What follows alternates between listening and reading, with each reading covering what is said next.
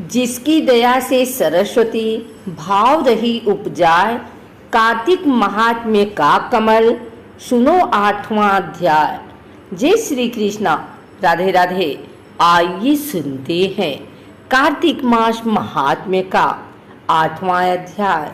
नारद जी बोले, अब मैं कार्तिक व्रत के उद्यापन का वर्णन करता हूँ, जो सब पापों का नाश करने वाला है। व्रत का पालन करने वाला मनुष्य कार्तिक शुक्ल चतुर्दशी को व्रत की पूर्ति और भगवान विष्णु की प्रीति के लिए उद्यापन करे। तुलसी के ऊपर एक सुंदर मंडप बनावे, उसे केले के खंभों से संयुक्त करके नाना प्रकार की धातुओं से उसकी विचित्र शोभा बढ़ावे। मंडप के चारों ओर दीपकों की श्रेणी सुंदर ढंग से सजाकर रखे।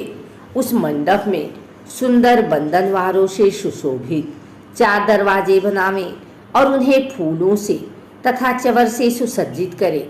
द्वारों पर पृथक पृथक मिट्टी के द्वारपाल बनाकर उनकी पूजा करे। उनके नाम इस प्रकार हैं: जय विजय, चंड प्रचंड, नंद सुनंद, कुमुद और कुमुदाज। उन्हें चारों दरवाजों पर 2-2 के क्रम से स्थापित कर भक्ति पूर्वक पूजन करें। तुलसी की जड़ के समीप 4 रंगों से सुशोभित सर्वतोभद्र मंडल बनावे और उसके ऊपर पूर्ण पत्र तथा पंचरत्न से संयुक्त कलश की स्थापना करें। कलश के ऊपर शंख, चक्र, गदाधारी भगवान विष्णु का पूजन करें। भक्ति पूर्वक उस तिथि में उपवास करें तथा रात्रि में गीत, वाद्य, कीर्तन आदि मंगलमय आयोजनों के साथ जागरण करें। जो भगवान विष्णु के लिए जागरण करते समय भक्ति पूर्वक भगवत संबंधी पदों का गान करते हैं, वे सैकड़ों जन्मों की पाप राशि से मुक्त हो जाते हैं। जो मनुष्य भगवान के निमित्त जागरण करके रात्रि भर भगवान का कीर्तन करते हैं, उनको असंख्य गोदान का फल मिलता है। जो मनुष्य भगवान की मूर्ति के सामने नृत्य गान करते हैं, उनके अनेक जन्मों के एकत्रित पाप नष्ट हो जाते हैं। जो भगवान के सम्मुख बैठकर कीर्तन करते हैं और बंसी आदि बजाकर भगवत भक्तों को प्रसन्न करते हैं तथा भक्ति से रात्रि भर जागरण करते हैं, उन्हें करोड़ों तीर्थ करने का फल मिलता है। उसके बाद पूर्णमासी में एक सपत्नीक ब्राह्मण को निमंत्रित करें। प्रातः काल स्नान और देव पूजन करके वेदी पर अग्नि की स्थापना करें और भगवान की प्रीति के लिए तिल और खीर की आहुति दे। होम की शेष विधि पूरी करके भक्ति पूर्वक ब्राह्मणों का पूजन करे और उन्हें यथाशक्ति दक्षिणा दे।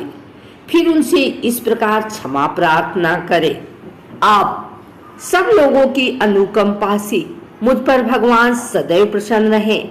इस व्रत को करने से मेरे 7 जन्मों के किए हुए पाप नष्ट हो जाएं और मेरी संतान चिरंजीवी हो। इस पूजा के द्वारा मेरी सभी मनोकामनाएं पूर्ण हो। मेरी मृत्यु के पश्चात मुझे अतिशय दुर्लभ विष्णु लोक की प्राप्ति हो। पूजा की समस्त वस्तुओं के साथ गाय भी गुरु को दान में दे। उसके पश्चात घर वालों और मित्रों के साथ स्वयं भोजन करें। भगवान द्वादशी तिथि को शयन से उठे, त्रयोदशी को देवताओं से मिले और चतुर्दशी को सबने उनका दर्शन एवं पूजन किया।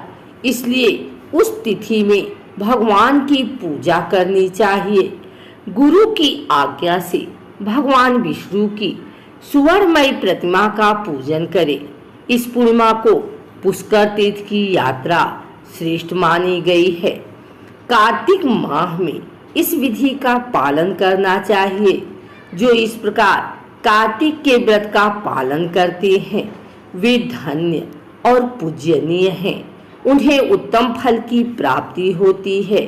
जो भगवान विष्णु की भक्ति में तत्पर हों, कार्तिक में व्रत का पालन करते हैं उनके शरीर में स्थित सभी पाप तत्काल नष्ट हो जाते हैं।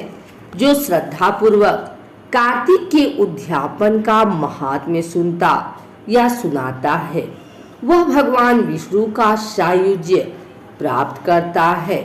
अगर आपको हमारी वीडियो अच्छी लगी हो तो इसे लाइक करें, कमेंट करें, शेयर करें। हमारे चैनल को सब्सक्राइब करके बेल नोटिफिकेशन ऑल पर सेट कर लें ताकि आगे आने वाली वीडियो सबसे पहले आप तक पहुंच सके। धन्यवाद।